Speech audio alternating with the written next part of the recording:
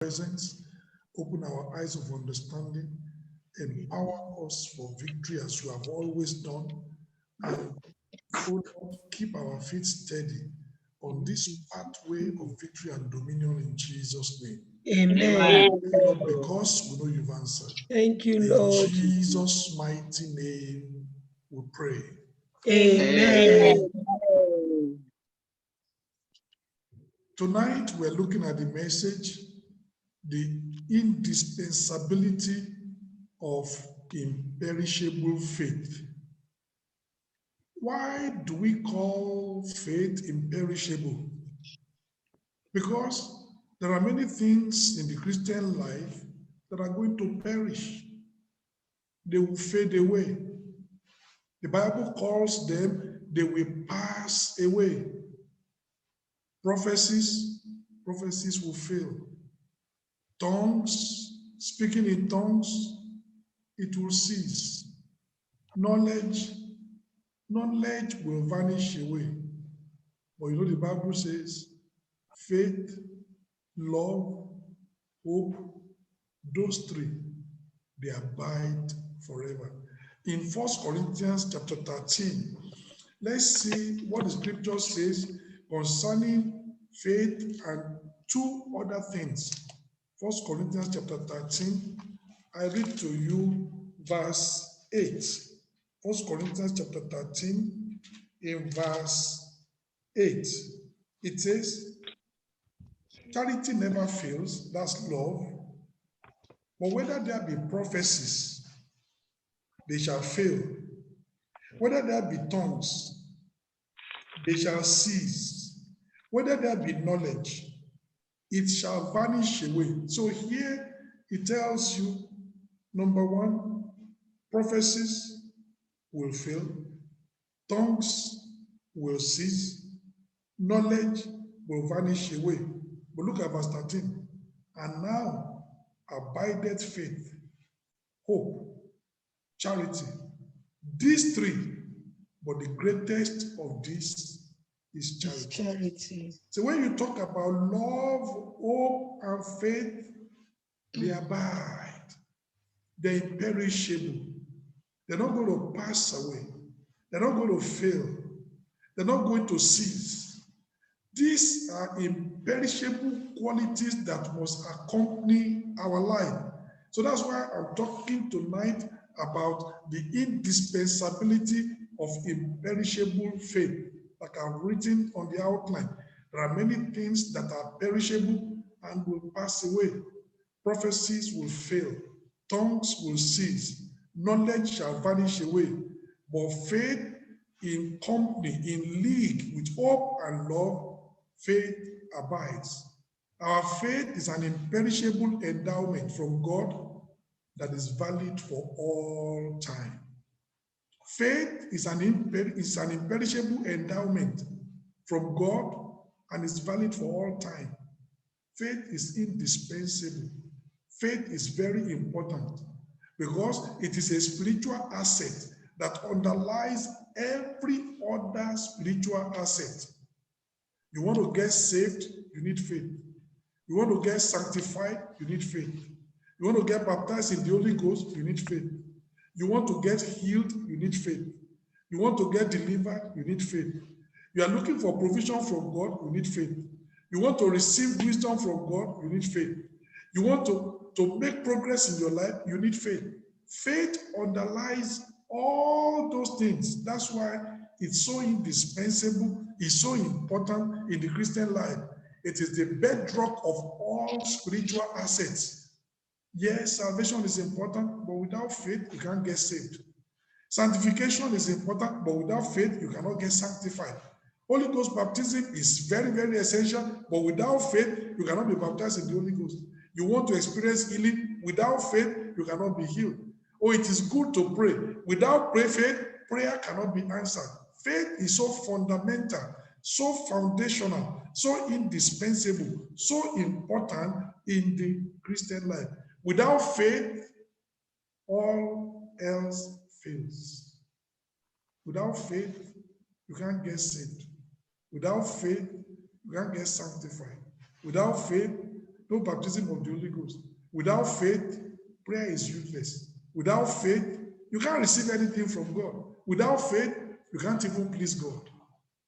Faith is so central, is so indispensable in our lives. Whatever else you don't have, you need to have faith. Because with faith, you can get every other thing. Because faith is the way into all the other things that God can give unto you. Tonight, I'm going to look at 3 different things about this imperishable faith. Number 1, the necessity of faith. Number 2, the nature of faith.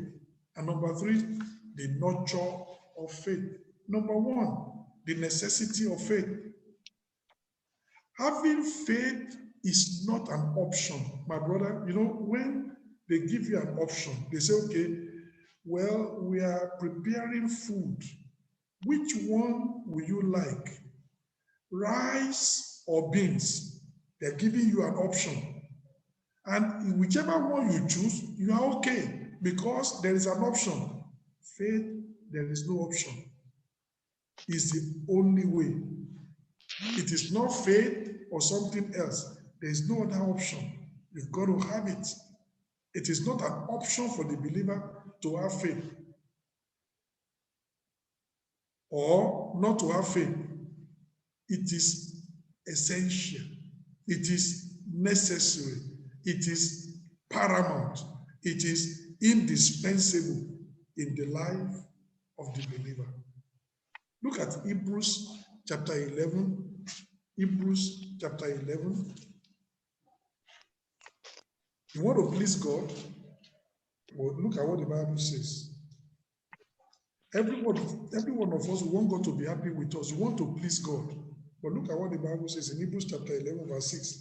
But without faith, it didn't say it is difficult to please God. It says it is impossible to please God. For he that cometh to God must believe that God is, and that God is a rewarder of them that diligently seek him. In order to please God, you need faith. Without faith, it is impossible. It's not that it's going to be very, very difficult to please God. It is impossible to please God. That's why you cannot do without faith. Faith is so fundamental and so indispensable in the life of the believer.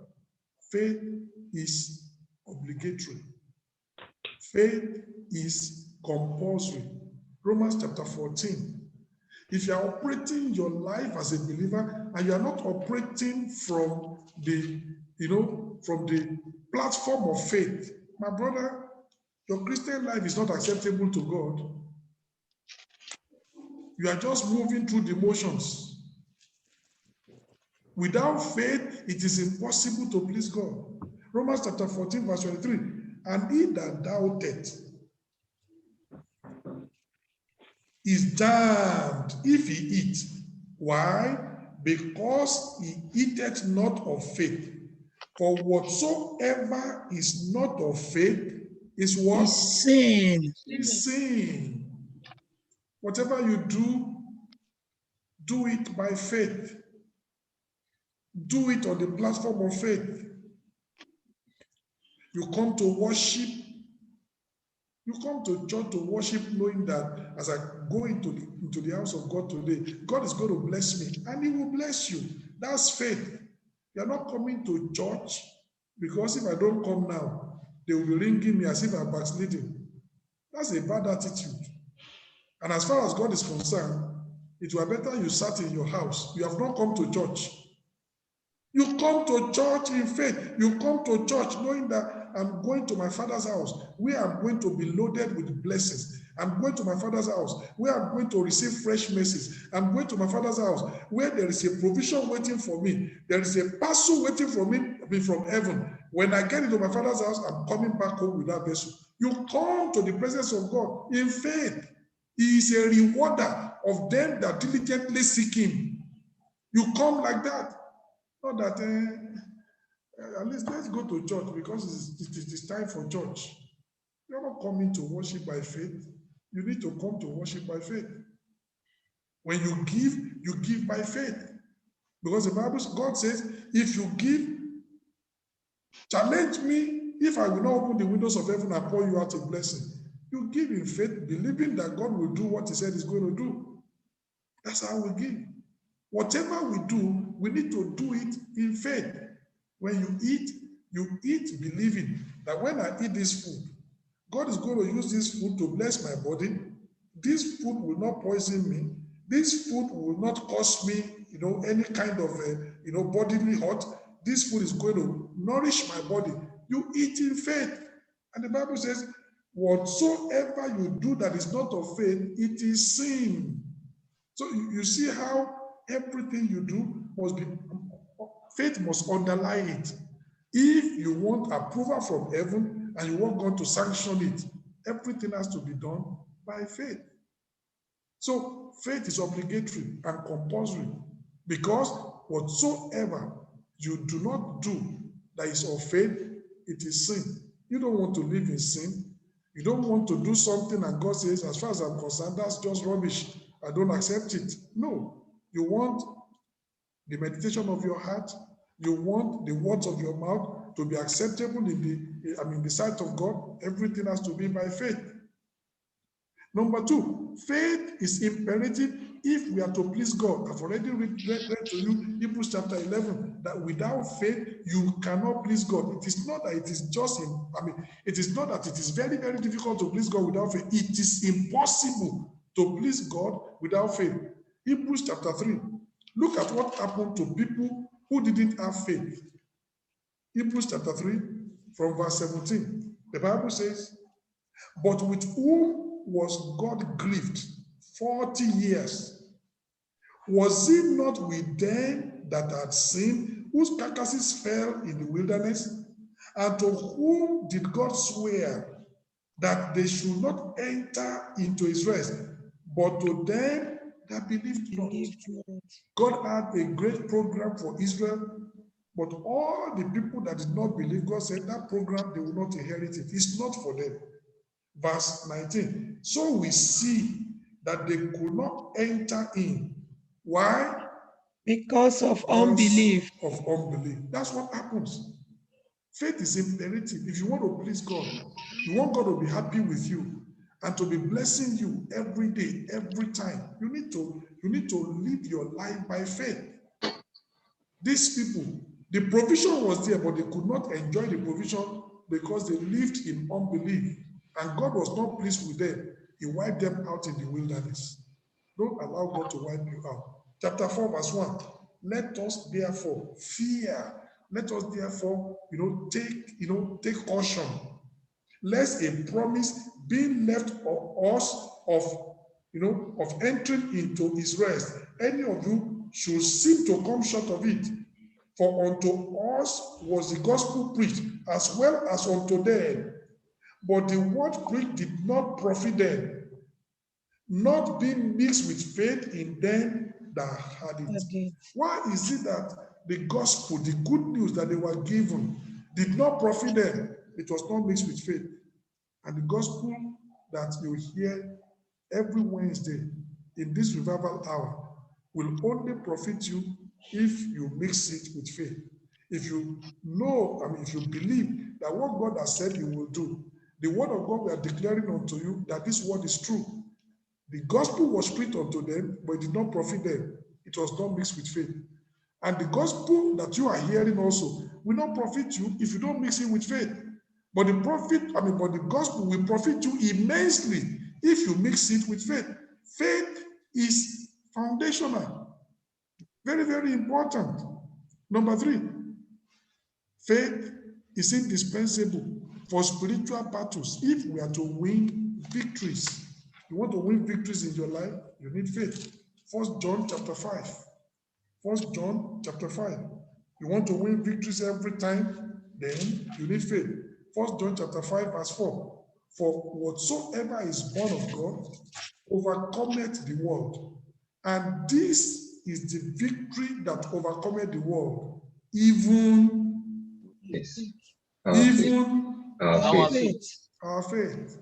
That's the victory that overcomes the world. Show me somebody that has faith manifesting faith, I will show you somebody that will experience victory every time, because this is the victory that overcomes the world, even our faith. So if you want to, to win spiritual battles, you need faith. If you want to win victories in the challenges of life, you need faith. Faith is indispensable for spiritual battles if you are to win the victory. Number 4, do you realize that I told you already that last week, that faith is fundamental, faith is foundational for our spiritual life? How do you get born again? You are saved through grace. You're by grace. Through faith. Faith is important. How do you start in the Christian life? By faith. How do you get justified? By faith. Forgiveness of sins? By faith. Salvation from all the impurities? By faith. Without faith, we can't do that. Romans chapter 3. So even your Christian life to start at all, it's by faith. Romans chapter 3, somebody wants to get saved. You need faith to get saved. Romans chapter 3, verse 28. Therefore, we conclude that a man is justified by faith. How are you justified? Justified by faith, without the deeds of the law. Somebody that is trying to walk his way to salvation, you will never be saved. Justification comes by faith, without the deeds of the law. Ephesians chapter 2 in verse 8. This is why faith is so important in the life of every believer. It's important, it is paramount, it is obligatory, it is indispensable. Ephesians chapter 2 verse 8. For by grace are ye saved through faith. And that not of yourselves, it is the gift of God. For by grace are ye saved through faith. Some people confuse that. No, salvation is a free offer from God. That's grace.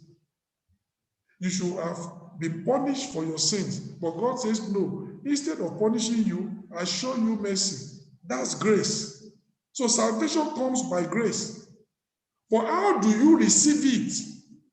By faith. The provision is of grace. The reception is of faith. That's why the Bible says we are saved by grace through faith. Grace makes the provision available. Grace says you should have been punished for your offenses, but I forgive you. But how do you appropriate that forgiveness? How do you receive that mercy? You receive it by faith. That's why salvation is by grace through faith. The provision is by grace. The appropriation is by faith. The provision is by grace. The reception is by faith. So it's talking about the totality of salvation, how it is provided and how it is received. You are saved by grace through faith. That's why if somebody does not have faith, how are you going to get saved? The provision is already there. Mercy has been shown. But how do you appropriate that mercy? By faith. So very, very important, very fundamental, very foundational. Now, not only that, our Christian walk and our race must be executed by faith for successful outcomes. You're going to face challenges in life. And Jesus said, when you get to the mountain, don't cry. When you get to the mountain, don't be intimidated. When you get to the mountain, speak to the mountain and tell the mountain to move and tell the mountain to be cast into the sea. And Jesus said, if you do not doubt in your heart, or you believe that what you have spoken will come to pass, you will have what you have said. That's faith. You need faith to move your mountains. You need faith to solve challenges that come across your way.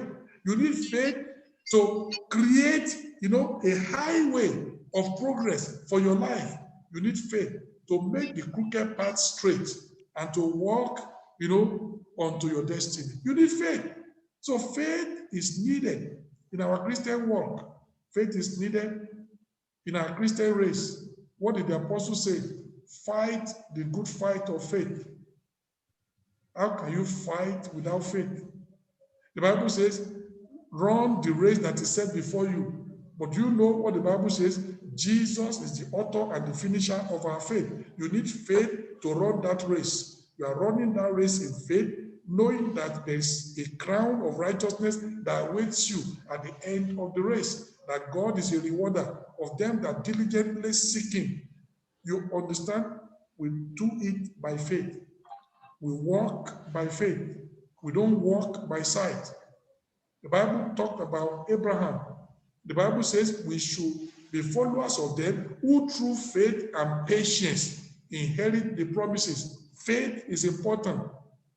God has given you a lot of promises. For those promises to be fulfilled in your life, you need to exercise and manifest your faith to activate those promises so that they can be fulfilled in your life. Number 6, the believer must of necessity live by faith. We talked about that last week. The just shall live by faith. There is no other way to live.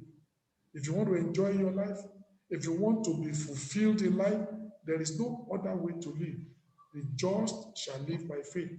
You want to get married, the just shall live by faith. You say, well, I want to get married. And in our fellowship, it's a fellowship of only men. You know, there are some of our fellowships, you have 20 men, 2 women. And the 2 women, one is the wife of the pastor, and the other woman is the wife of another brother. And then there are single brothers in the church, and they are not married, and they're saying, God, I want to get married. My brother, if you believe, God will send you your wife. Say, am I going to marry this brother? No. Wife will come. Say, how? That's what God does. When there was no Eve, God created Eve. Eve was not available when Adam was there. It was God that said, I will make him an helpmate. You need to believe God. So you don't need to go into the ways of the world to find a wife. You don't need to go into the ways of the world to find a husband. What you need to do is to exercise your faith so that God can send you that which he has prepared for you. That's important. The just shall live by faith, walk by faith, live by faith, speak by faith, move by faith. Necessity of faith. Are you beginning to see how so important and indispensable faith is in the life of the believer? When God tells you to do something and it looks impossible, you need to move by faith. God tells you, take your rod and strike the Red Sea. You look at the expanse of the Red Sea and say, this small rod, when I strike the Red Sea, what is going to happen? It will just go into the sea. You need faith to know that when I strike that Red Sea, it's going to part. When God tells you, move and step into River Jordan, and if I step into River Jordan, people have always been putting their feet inside water. What happens? But this time, something is going to happen. Amen. You move in faith in response to God's commandment. And when your feet steps into that River Jordan has got to part. Amen. God tells you, go around the walls of Jericho 7 times. Say, this impregnable walls, this formidable walls, don't worry. You move in faith and move around those walls of Jericho. When you are finished, God says, let the priest blow. Let the priest blow. God says, when the priests are finished blowing, let the people shout. Let the people shout. By the time you blow the trumpet in faith, by the time you give the shout of faith, you have already done the Jericho walk in faith. I'm telling you, those walls are coming down. Amen. Faith is so important in the life of the believer. Don't live a single day without faith. Live by faith every day. Live by faith every day. There are no resources in the family. You need to pay your rent. My brother, when you go out, the demanders you have made, God will give you a job. Amen. You say, man, you don't even know everybody, there's no job anywhere. Nobody is doing this. There was famine in Israel, but Elijah ate every day. Ravens brought him food. You know how Elijah ate? By faith. Do you know ravens? ravens are birds that they never see food eye to eye.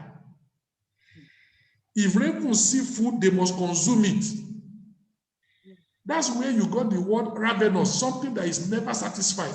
When they say that a fire is ravenous, the fire will burn 1,000 houses, is still going. It's just consuming. It never gets satisfied. Ravenous. Ravens will see food, they will eat it. But do you know that they never ate Elijah's food? They always delivered it. And Elijah, God said, I will send you the ravens. They will bring you your food. Elijah could have said, God, but you know ravens. How are you going to use ravens to send my food? Elijah just said, if that's what God wants to do, the food will arrive. He has enough faith. And the food always arrived. The ravens never ate the food. I can see one of my brothers that will say, God, please don't use ravens to send my food. You know they will eat it. Why don't you manifest your faith? God says, I will send you your food through the ravens. If God says so, he will do so. Say they will eat it, they will not eat it. They will not eat it. That food will arrive, safe and sound. You will eat. Oh, it takes faith, my brethren. You must live your life in faith. Yes, there is famine in the nation. God says he will keep you alive in the time of famine. Let your faith activate that promise so that you are kept alive.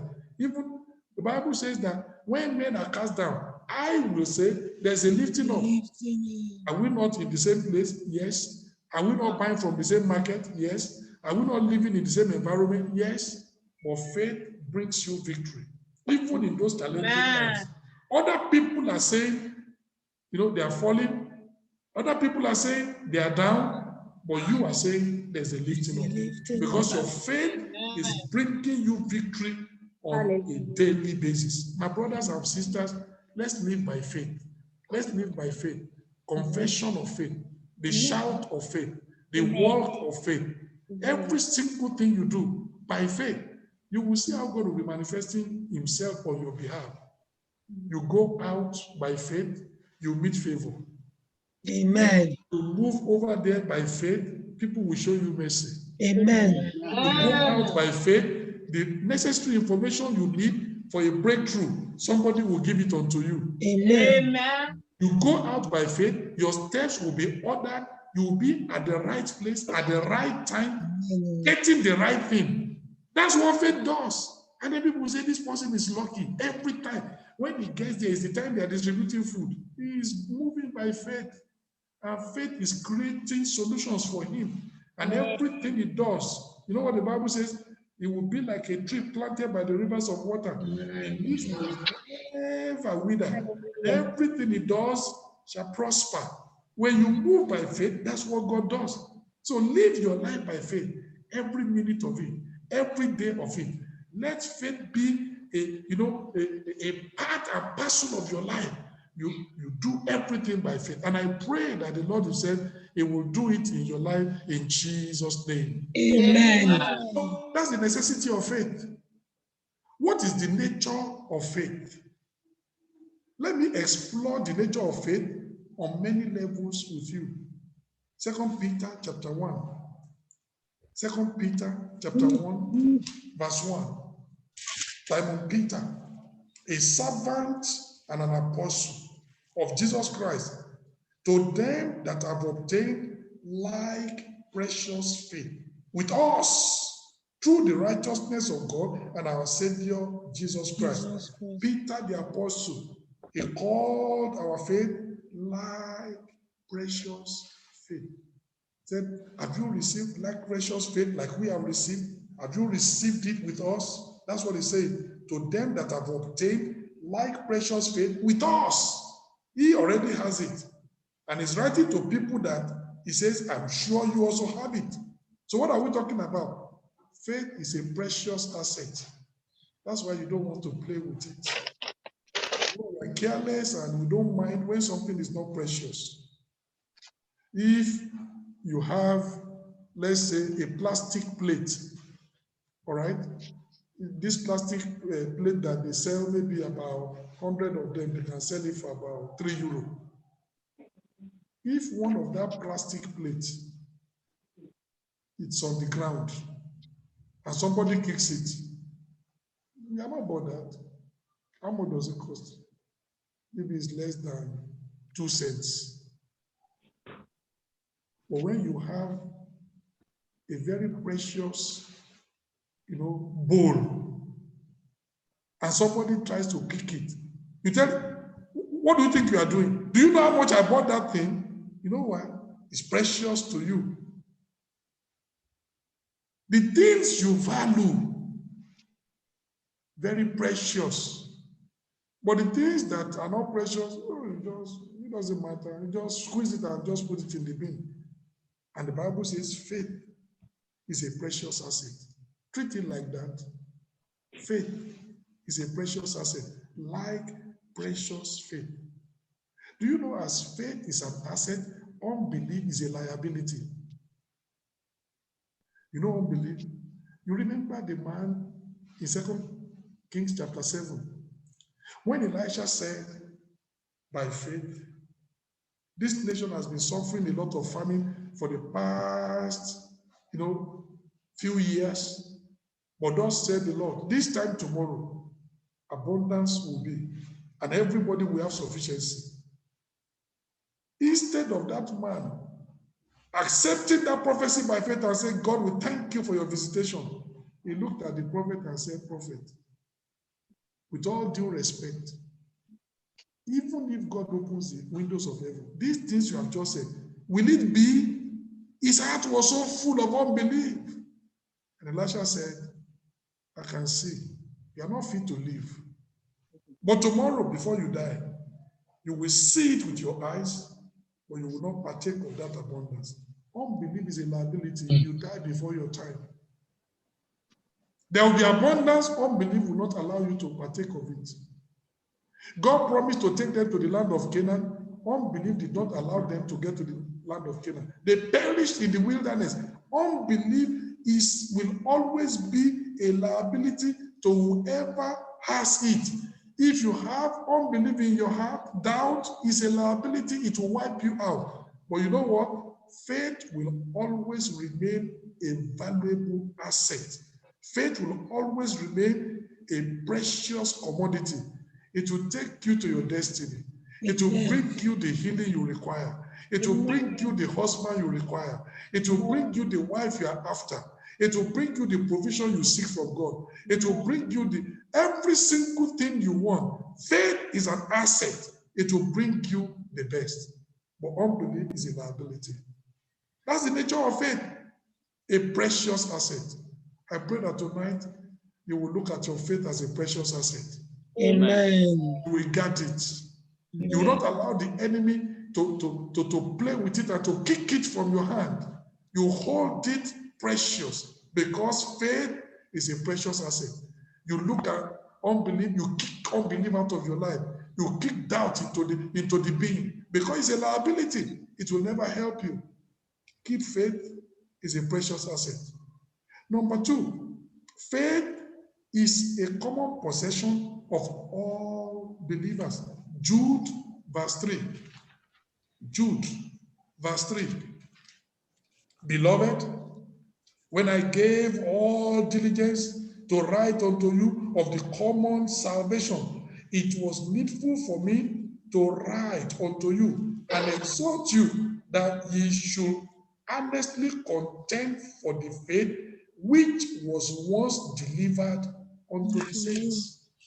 The same faith has been delivered unto us. It's a common salvation. It's a common faith. It's a common possession of all believers. It is a faith that has been delivered once and for all unto us, unto all the saints, not only the apostles, not only to the prophets, not only to the pastors, not only to the evangelists, not only to the teachers. It's delivered unto every believer. The faith that God has delivered to me is the faith that God has delivered unto you. It depends on how you are using your own. Faith is not delivered because of our position in the church. Faith is not delivered unto you because you are an apostle or a prophet. Faith is delivered to you because you are a believer. It is a common faith, a common possession of all believers. It has been delivered once for all unto us. Now, some people they try to paint the picture where faith is an exclusive possession of some special people. The Bible didn't say that. Say, well, you know that evangelist is the only one that has faith in our village. It's not so. Faith is not an exclusive possession of some special people. No, faith is something that God has delivered to all believers. It's a common possession of all believers. It is an asset that is common to all believers, and it's accessible to all believers. Just like faith is accessible to me, it's accessible to you. The faith of Jesus is different from your faith. And you find that many times when Jesus healed people, he will tell them, be it unto you according to Your faith. the faith you possess. He has his own faith. But at that instant, it's your faith that is receiving the provision. Be it unto you according to your faith. That faith has been given to all. Don't let anybody tell you, I'm the one that has faith, you don't have any faith. Don't worry, I'll take care of it. No, faith is a common possession of all believers. Nobody, no matter his status, no matter the grace of God upon his life, no matter the anointing, no matter his level of consecration, nobody has a monopoly on faith. I don't have a monopoly on faith. No apostle has a monopoly on faith. Faith is a common possession of all believers. Amen. Amen. We are on the same platform. It's what you do with your faith. The thing is that the apostle is developing his faith. The prophet is developing his faith. The pastor is developing his faith. But the believers that have received the same faith, they are not developing theirs. So it's not working. But it's a common possession of all believers. God has given to you that measure of faith. You need to understand. In fact, look at Romans chapter 12. Romans chapter 12. Let me show you. Very important. So don't let anybody tell you, you don't have faith. Faith can only be obtained by some special people. Error. Faith can be accessed by all believers. Romans chapter 12. Look at what the Bible says in verse 3. It says, for I say unto you, for I say through the grace given unto me, to every man that is among you, not to think of himself more highly than he ought to think, but to think soberly, according as God had dealt to how many men? Every man. Every The man. measure of faith. The measure Of faith. My sister, I'm asking you, where is the measure of faith that God has dealt unto you? My brother, I'm asking you, where is the measure of faith that God has dealt unto you? Because God has dealt unto every man the measure of faith. So it's a common possession of all believers. So there is no esoteric kind of faith that is so secretive and mysterious. Some people say, well, I know you have faith, but you know the kind of special faith we have, the kind of, there's another kind of faith we have that you cannot access. When it gets there, run away from that individual. What did I say? Run away from that individual. That is going into Satanism. That is going into magic. The Bible says, if they speak not according to this word, it is because there is no truth in them. If somebody is telling you, my own special kind of faith is not your kind of faith, it's in fact, the way I receive it is completely different, run away from that individual. That's contrary to the scripture. The nature of faith is a common possession. The faith that God has given me, He has given me my measure of faith. He has given you your measure of faith. The question is, what are you doing with your measure of faith? I'm developing mine, I'm enlarging mine, I'm exercising mine, I'm manifesting mine, and I'm receiving as a result. You need to do the same thing with your own, because God has given to you the measure of faith. Amen. Amen. On that platform, we are level. You need to understand that. Number 3, faith is an abiding spiritual endowment. God has given you something that is not a passing fancy. God has given you something that is not a fleeting thing. Faith, hope, love, these three, they abide. This is an abiding, imperishable, endowment that God has given unto you. He's put it in your life. Let it work. Live with it every day. Live by it every day. Manifest it every day. It's an endowment. It's a possession. God has given it unto you. Faith is an abiding spiritual endowment alongside hope and love. Faith is an imperishable asset. God has given it unto you. Let it function. Number 4, faith operates in the present. Faith does not operate in the future. You know what Jesus said? Look at Mark chapter 11, because I want you to see this is the problem that many of us do not understand. Mark chapter 11, to show you how faith operates. Mark chapter 11, verse 22. For verily I say unto you, that whosoever shall say unto this mountain, be thou removed, and be thou cast into the sea, and shall not doubt in his heart, but shall believe that those things which he said shall come to pass, he shall have whatsoever he said. So what happens? Faith is manifested at the point of command. The result comes later. The result is in the future. When Jesus caused the victory, he manifested faith at that point. But by the following day, the victory had dried up. So it is when you pray, you believe, then it will happen.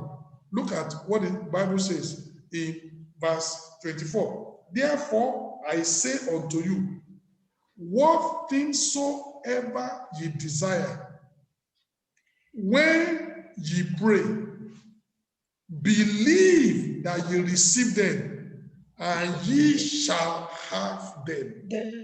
The manifestation is in the future. The faith is manifested right now when I'm praying.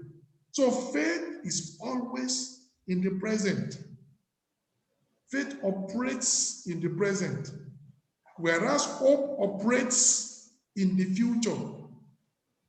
I hope to receive some money in 3 days' time in the future. But faith receives the money now. Then somebody now says, Pastor, then maybe I don't need hope. You need hope. Then what am I going to do with faith? You know what happens? A present faith gives substance, gives assurance to a future hope. A woman prays and says, God, I need a baby. And she believes for a baby today. But the baby is going to come in 9 months' time.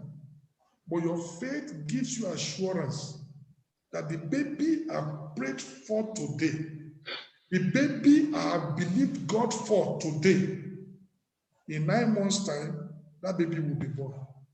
So a present faith gives assurance and certainty, gives substance to the future hope. That's how faith and hope operate. Hebrews chapter 11. Hebrews chapter 11. Hebrews chapter 11. There is no confusion. Hebrews chapter 11, verse 1. Now, faith is the substance of things hoped for, the evidence of things not seen. Your faith tells you this thing will come to pass. And you are so sure in your heart. 3 weeks later, there's a manifestation, the thing comes to pass. The manifestation is in the future, the faith is in the now. Faith is the substance of things we are hoping for, the evidence of the things we have not seen. You've not seen it, but faith says it's real. Don't worry. You can't see it now. In 3 weeks' time, you will see it. So a present faith gives assurance, gives substance, to a future hope. That present faith guarantees that that hope will not be dashed. That hope will be fulfilled. When it comes to the time, there will be a reality. Your faith gives assurance of that. So faith operates in the present. Don't mix up faith with hope. Hope is essential. Hope is important in the life of the believer. But there is a place for hope. There is another place for faith. Faith is what can make sure that your hope is fulfilled. Otherwise, it will be a dashed hope. It will be a baseless hope. It will be a futile hope. When the time comes, the thing will not be fulfilled. The hope has no content. But it is faith that gives content to the hope to make sure that that hope will be fulfilled. It will not be frustrated. And I pray that your faith in the present, your faith operating in the present, will be giving substance to the future hope that you have in mind.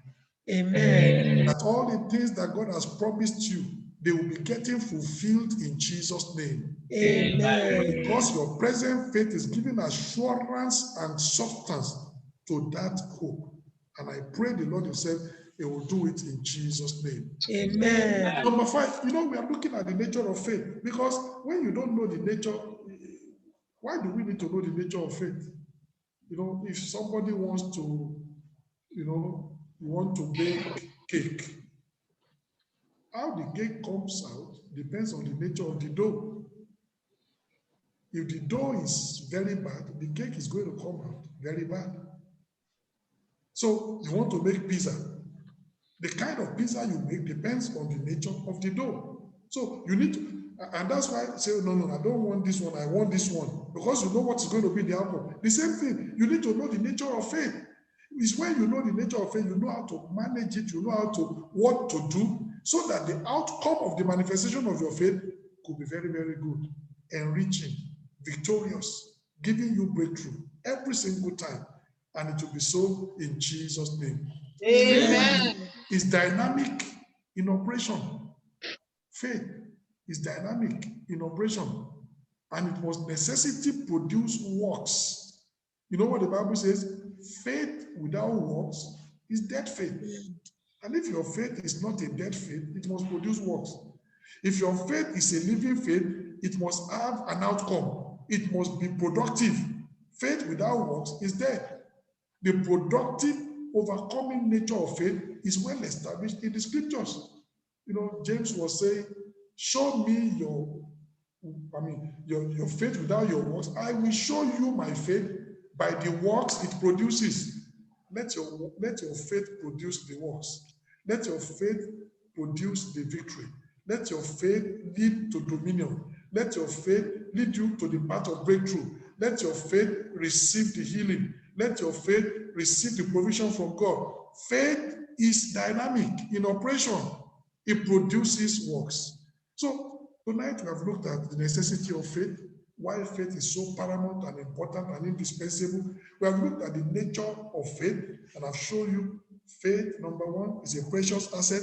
Faith, number 2, is a common possession of all believers.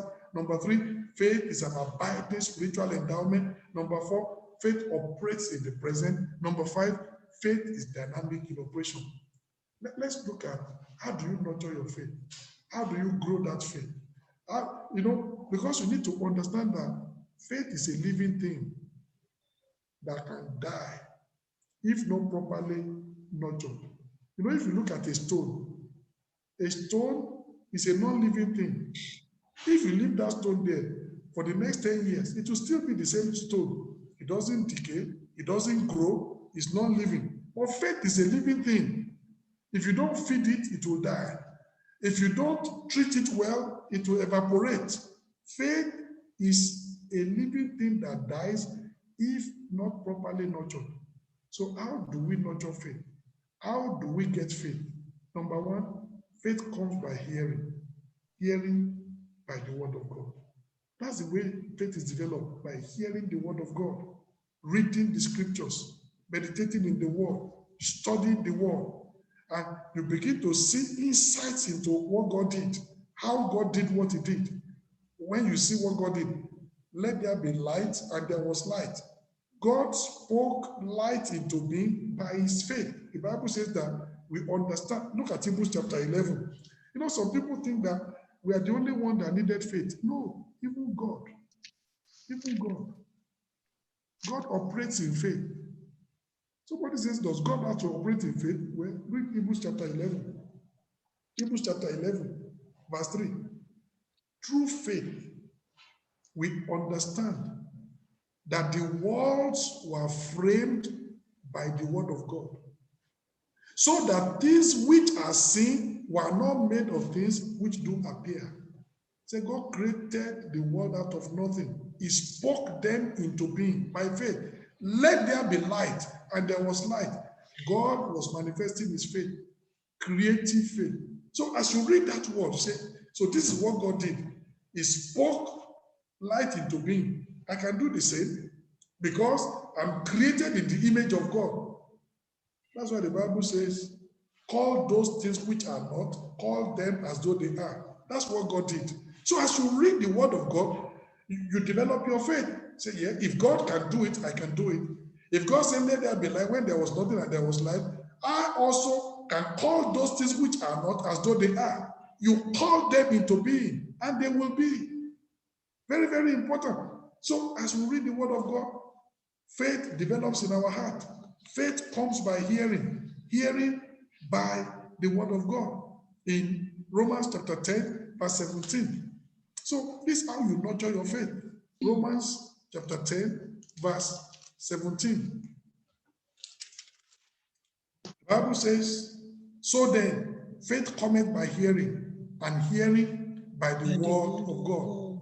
Faith grows and develops as we feed on the word of God. The word of God is the source of faith, and it is the only source of faith. The words of men cannot develop faith, can tingle your ears, can make you to be excited, but only the word of God can develop your faith. That is the source of faith. Faith comes by hearing, hearing by the word of God. Faith comes by hearing the assuring voice of God. But you know what? Fear comes by hearing the destabilizing noise of Satan. When Goliath comes and says, come over here. If you know you are confident and we are going to fight together, if I kill you, you become our servants. If you kill me, we become your servants. I defy the armies of Israel. Noise. If you allow that noise to get into your ears and get into your heart, you will be like Israel. The Bible says they were so afraid, paralyzed. They couldn't do anything. Faith comes by hearing the word of God. Fear comes by hearing the destabilizing noise of Satan. You know, even the still small voice of God, it doesn't have to be loud. That's what Elijah had. The Bible says he heard the still small voice of God. Before that time, there had been an earthquake, there had been a wind, there had been fire, a lot of noise, and Elijah didn't respond to that. But when he heard the still small voice, he came out. It doesn't have to be very loud. Even the still small voice is sufficient to develop faith in your heart. It's an assurance. But the noise of the devil that boomerangs, it can only intimidate, it can only make you to be paralyzed. Don't listen to the words of Satan. Listen to the word of God. Read this word. Meditate in this word. Study this word. Memorize this word. Turn it over every time. It will develop faith in your heart, and the Lord will give you victory by it in Jesus' name. Amen. Now, when you have faith, you know, it's like a child has been born. The child is alive.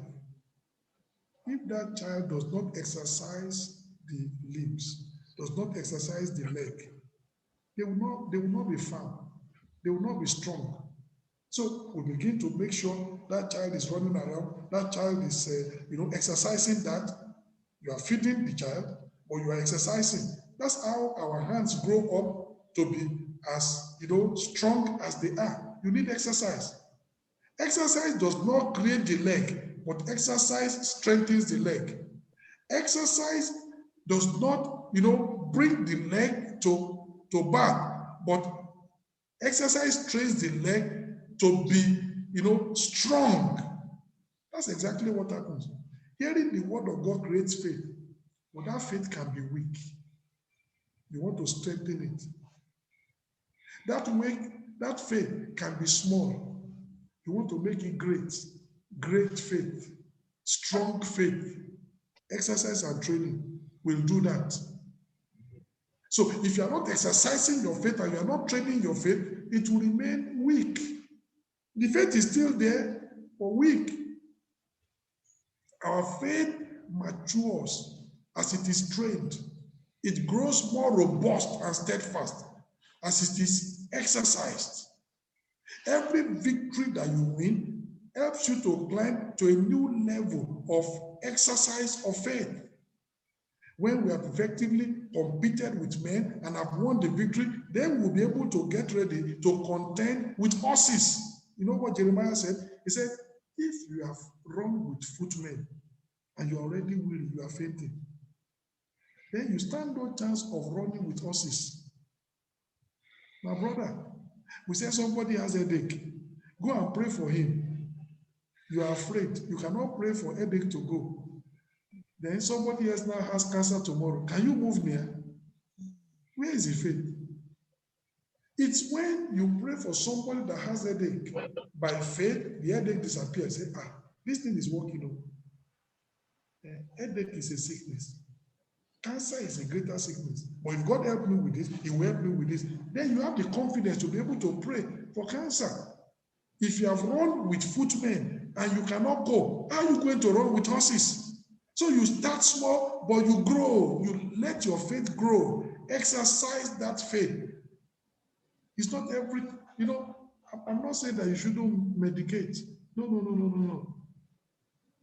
But my brother, if every time you have a headache, paracetamol, every time you have a headache, okay, every time you have a headache, you say, give me this one. You never manifest your faith. How is that faith going to grow? Say, since I can take paracetamol, why pray? How is your faith going to grow? You are going to have other challenges tomorrow. You will not be able to face them. You need to exercise that faith on a constant basis and make it to grow, because there are going to be greater challenges. Today you are running with footmen, but tomorrow you are going to contend with horses. But if you are able to contend, to run with footmen today and win the victory, you will be able to contend with horses tomorrow. Very, very important. Exercise that faith. Train that faith. Put it to use. Train it every time. It will grow. It will get stronger. Exercise and training does not create faith. It helps faith to grow. Is it clear? Because you must understand that. The faith is already there that we want to exercise. The faith is already there that we want to train. It doesn't create faith, but it can make your faith to grow. From weak faith to strong faith, from small faith to great faith. It makes it to be more robust. It's important. So, your faith is strengthened through training. It's strengthened through exercise. God told Jeremiah, prophesy to those dry bones. He has never done it before. Because when God asked him, can these bones live? Jeremiah looked at it and said, God, you know whether they can live or not. He couldn't answer that question. He passed it back to God. It's like passing the question back to the person that answered it, that asked it. God asked him, Jeremiah, can these bones live? The answer is yes or no. Jeremiah just said, oh God, thou knowest. Leave me not to answer yes or no, because with the situation I'm looking at, I don't know what to answer. Oh God, thou knowest. So God says, okay, you say I know. All right. Prophesy to the dry bones. And he went ahead. He said, I prophesied as I was commanded. Something began to happen. Then God told him, prophesy again. He said, and I prophesied as he commanded me. And there arose a great and mighty army. That's exercising your faith. Even when the thing seems as if it's not going to work, it looks so devastating. Exercise that faith, because something will work in Jesus' name. Amen. Jeremiah has never done it before. God just told him, prophesy to those dry bones. Tell them what to do. You tell me. Do bones have ears? God says, prophesy to the dry bones. Do they have ears? Don't worry, they will respond. Bones may not have ears, but they will respond. We're talking about spiritual things here. Exercise that faith. Train that faith to receive result, to act. So faith is strengthened through training and exercise. Faith can be fortified and emboldened by prayer. Prayer does not create faith, but prayer makes your faith to be bold and courageous to face issues, to face challenges. Prayer can make it to be fortified. You know, when they threatened the believers in Acts chapter 4, he said, don't mention this name again. If you do, we will imprison you, we will discipline you. Fear will come and drive away faith. You know what they did? The Bible says they went back home, they joined their colleagues, and then they prayed. The Bible says the place where they prayed, everywhere was shaking, and they were bold again. Prayer will embolden that faith and say, get out. Forget about what they said about beating you. Go out and declare the word. And the Bible says they went out, they declared the word. That's what prayer does. Fortifies your faith, emboldens that faith to be able to dare things. What other people will not dare do, you will do it. Because prayer emboldens that faith.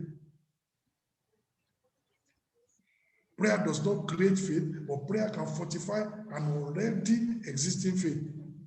It can embolden faith so that that faith moves out to exercise itself with courage and confidence. When Paul and Silas prayed, the Bible says the whole place began to move. Even without speaking, their faith begins to work. The prison doors were open. Everybody's bands were loosed. Prayer, embolden and strengthen faith. Fortify it. Jacob had been very fearful. If I meet Esau, I'm dead today. What am I going to do? So, but after that prayer session in Peniel, and the angel said, your name is no longer Jacob, your name is Israel. Because with God, you have prevailed. You are a prince. You have prevailed with men and you have prevailed with God. Jacob rose from that place confident that by the time I meet Esau, there is a solution. And by the time he met Esau, there was a solution. Prayer can sharpen your faith and make that faith to be very, very effective. It doesn't create faith, but it can help faith. That's what prayer does. And I pray that your faith will do that in Jesus' name. Amen. Faith is encouraged by testimonies. Again, testimonies, a vacillating and uncertain faith can be encouraged by testimonies of the outcomes of the manifestation of faith. Testimonies of past victories can encourage our faith to act decisively in the present. Other people were afraid, but David said, no, I was keeping my father's sheep. A lion came, I killed it. A bear came, I killed it. That testimony, that experience, encouraged his faith in the present to be able to face Goliath. He said, even this Goliath, he will be like one of those, like the bear and the lion. I will kill him. That's what testimony does. Rahab said, we heard how God dried up the Red Sea for you. We heard how you walked through the Red Sea. That testimony encouraged the faith of Rahab. And Rahab said, I don't want to die with the people that want to die. Save me. Let me go with you. Testimonies, faith is encouraged by testimonies. That's why when we tell people testimony time, my brother, as you give your testimony, it's going to encourage the faith of another brother. Sister, as you give testimony, it's going to encourage the faith of another sister, of another family, to be able to believe God. And if God can do it for sister so and so, I believe God can do it for me. If God has done it in the life of brother so and so, my own will not be different. Faith is encouraged by testimonies. So this is how to nurture your faith. That's why you want to hear testimonies of faith, testimonies of the manifestations of faith. It will be encouraging your faith. That's why you want to pray. It will be fortifying and emboldening your faith. That's why you want to exercise your faith. It will be getting stronger. It will be getting, greater, bigger. Great faith will do great things. This is how to nurture your faith. So we must not be confused. Tonight we have talked about three things: the necessity of faith, the nature of faith, and the nurture of faith. And I'm praying that your faith is going to go to another level. Amen. The measure of faith that God has given you, that measure of faith is not going to remain the way it is. Amen. As you exercise it, it will grow. Amen. As you feed it, it will get bigger. Amen. As you train it, it will get stronger.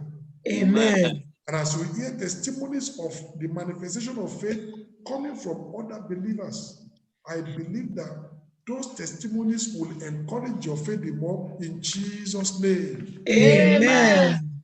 Tonight, I can see somebody that is saying, indispensability of imperishable faith. My faith is abiding, and my faith will work wonders in my life.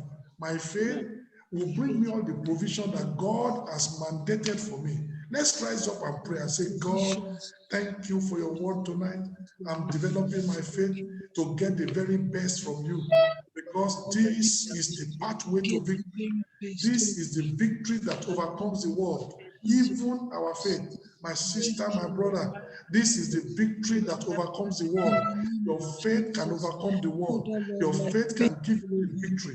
Your faith is what God has given you to bring you the very best. Faith is the victory. Faith is the victory. Faith is the victory. Faith is the victory. This is our victory. In Jesus' name, Our oh faith. Lord God in heaven, my faith is my victory. It will bring me victory, all round dominion. Amen. We're going to start here tonight. You're going to start exercising your faith here tonight. Jesus says, if you will say to this mountain, be thou removed and be thou cast into the sea, and you will not doubt, but you believe that what you have said will come to pass, it will come to pass. What are those things before you? What are those valleys that need to be filled? What are the mountains that need to be removed? What are the challenges that you are facing that it seems as if it's blocking your way to progress? Tonight, I want you to speak to those mountains. Begin to exercise your faith that every mountain, every challenge, every obstacle standing between you and progress, standing on your way of progress, standing between you and your destiny, command those mountains, let them begin to move. Command those mountains, let them begin to move. Command, pray. Amen. Jeremiah, the Bible says, who art thou, O destroying mountain? Thou shalt become a plain. Amen. Pray. You're going to speak to every obstacle on your way. That obstacle, let it be pulverized. Let it become like powder. Let it melt and melt away in Jesus' name. Begin to pray. Begin to speak. Speak to every obstacle. Amen. In Jesus' mighty name we pray. Amen. The Bible says that even God, he said, let there be light. There was light. The word we see now, the Bible says, through the word of God, it was framed by faith. And the Bible says you can call those things which are not as though they are. As God called light and said, let there be light, and there was light. Whatever you want in your life that is not there yet, that progress you want, and it's not there yet, that joy you are after, that has been eluding you, that baby that you want, since you are married, you are going to call those things into being, and they will be in Jesus' name. Begin to call those things are not as though they are. Manifest your faith. Heavenly Father, we thank you for tonight.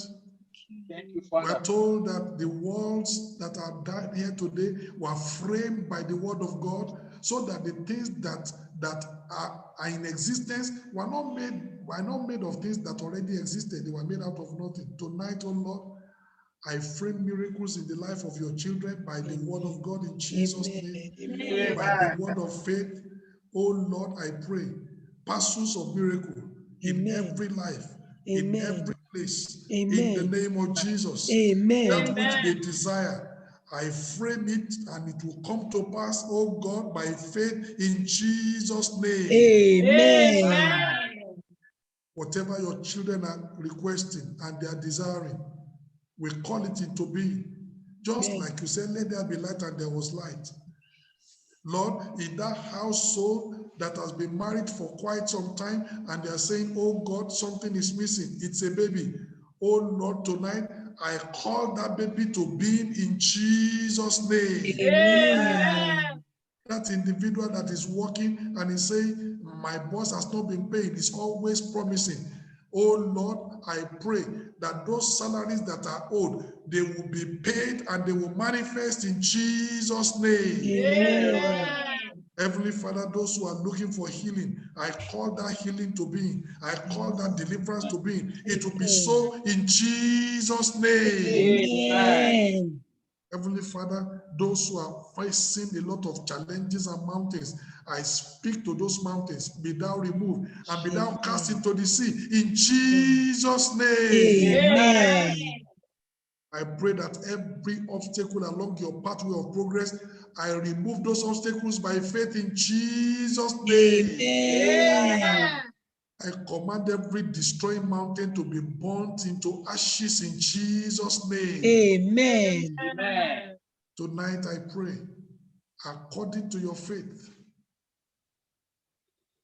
and in line also with my faith, all that you are requesting and you are desiring from God, receive them in Jesus' name. Amen. That husband, receive in Jesus' name. Amen. That wife, receive in Jesus' name. Amen. Thank you, Lord, because I know you've answered. Thank you, In Father. Jesus' mighty name, I pray. Amen. Amen.